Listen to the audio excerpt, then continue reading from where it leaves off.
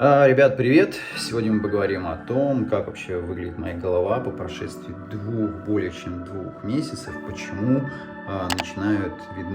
появляется видимость волос, при том, что они еще даже особо и не выросли. Не забываем о том, что в первом закрепленном комментарии теперь есть ссылка на сайт, на страницу для тех, кто хочет поддержать канал. Там же есть мои услуги, которые я могу... То есть помним, что консультации для вас я делаю до сих пор бесплатно для тех, кому это реально нужно, основываясь на опыте, сбора информации своими средствами и всем опытом, который вы предоставляете мне, вы пишете мне, рассказываете о клиниках. То есть, соответственно, исходя из этих данных, я даю вам бесплатные консультации и советую ту или иную клинику. Также есть там дополнительные услуги, которые, в общем-то, поддержат наш канал, потому что, как я заметил, чем больше времени проходит, тем все больше и больше ресурсов канал требует, и вот, собственно, один из способов, чтобы это поддержать. Также там есть ссылка на телеграм-канал, и в телеграм-канале есть мой личный контакт. Также мой личный контакт есть и на сайте. Так вот, сегодня мне хочется поговорить вот о линии роста, и некоторые мне говорят, что у тебя волосы начали расти. На самом деле, новые пересаженные волосы, они есть, но они очень-очень мелкие. Сейчас я попробую переключиться и покажу вам на крупном зеркале. Вот смотрите, как выглядят на данный момент мои волосы. То есть вот это вот волосы, вот эти, которые здесь, это новые волосы. Видите, они начинают постепенно прорастать, но они очень мелкие, поэтому я даже о них сильно не говорю, потому что я жду того момента, когда они реально начнут расти и увеличатся в объеме, и после этого я вам скажу, что вот они выросли, и уже как бы мы пришли к какой-то стадии, да. На данный момент я про это пока не говорю особо. Вот эти волосы, которые здесь, это волосы, которые у меня еще после первой моей пересадки. Если вы смотрели все видео, вы помните, что я делал пересадку где-то 10 лет назад по технологии Food, старой технологии Food, от чего у меня остался шрам вот здесь.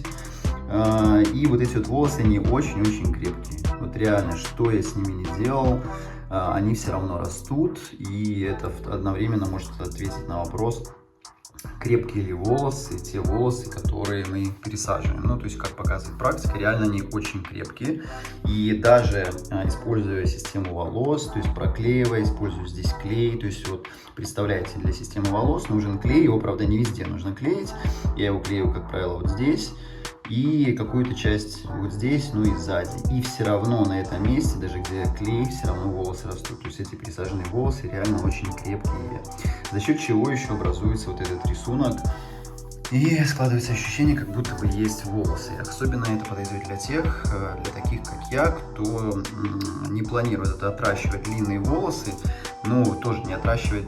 Я не планирую отращивать длинные волосы по нескольким причинам. Одна из причин — это то, что мне нравится больше система волос, и когда у меня появится возможность, я буду именно пользоваться ей.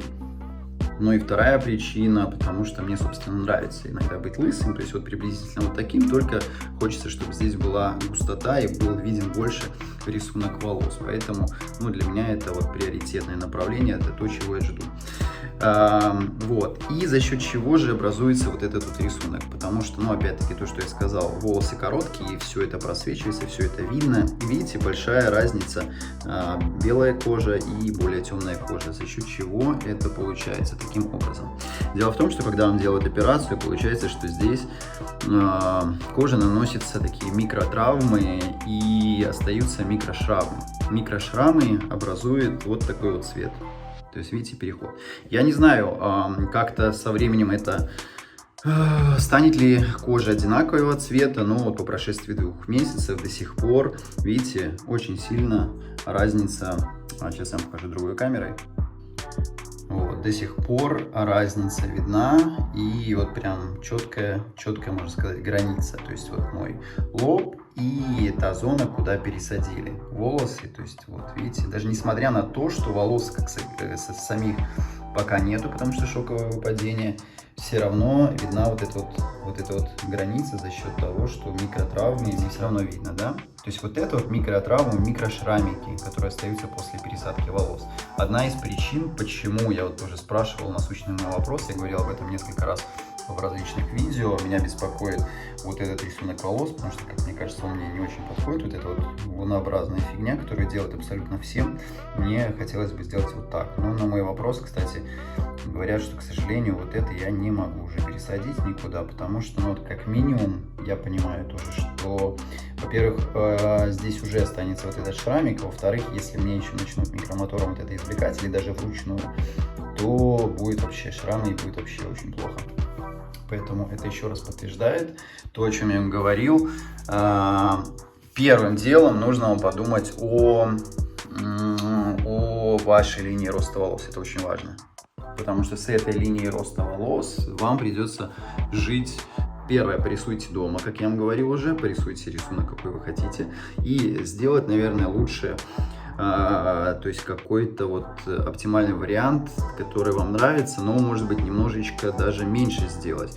Особенно это касается тех, у кого большая зона облысения, как у меня, например, 6-я, и с одной операции не сделать, к сожалению, не засадить все. Соответственно, будет 2 операции. Вот тут кто сразу планирует сделать 2 операции, а на консультации, которые, когда вы мне пишете, я всегда вам говорю по-честному, вам нужно будет 1 операция или 2 операции. Так вот, у кого 2 операции, лучше сделать сначала залысины, то есть какое-то минимальное количество, сначала походить, сэкономить волосы здесь, чтобы пересадить их на темечко, и потом вы поносите, там, я не знаю, этот год, и вы поймете, вы реально увидите, вы хотите сделать лоб меньше, вы хотите здесь сделать вот эти вот лунообразные или еще что-то, это можно будет сделать на 2-ю операцию. Но опять-таки, это для тех, кому нужна будет по факту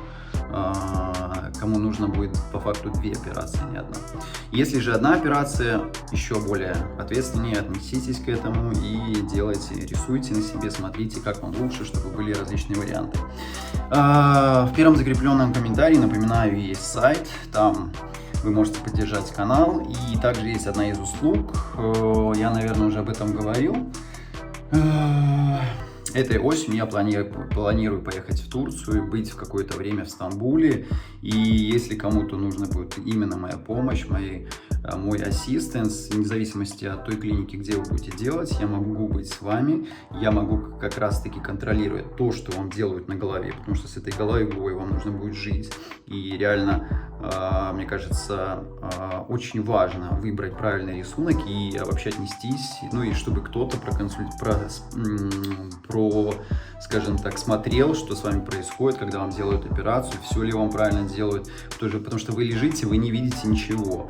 И я бы сказал даже, что когда вы лежите, вы более беззащитны. Даже когда вы во все оружие едете в клинику, когда вы ложитесь и начинаете испытывать боль от анестезии, потом вот это вот влияние доктора, как нас учат, что доктору нужно доверять, потом вам вкалывают как же называется, капельница, то есть вы в таком состоянии, когда даже если вы приехали во всеоружие, вы все равно не сможете все это контролировать. Да, один из вариантов, конечно, можно взять своих и желательно взять кого-то близких, которые могут посмотреть, но эти близкие должны разбираться, должны понимать, что вообще, чего ожидать.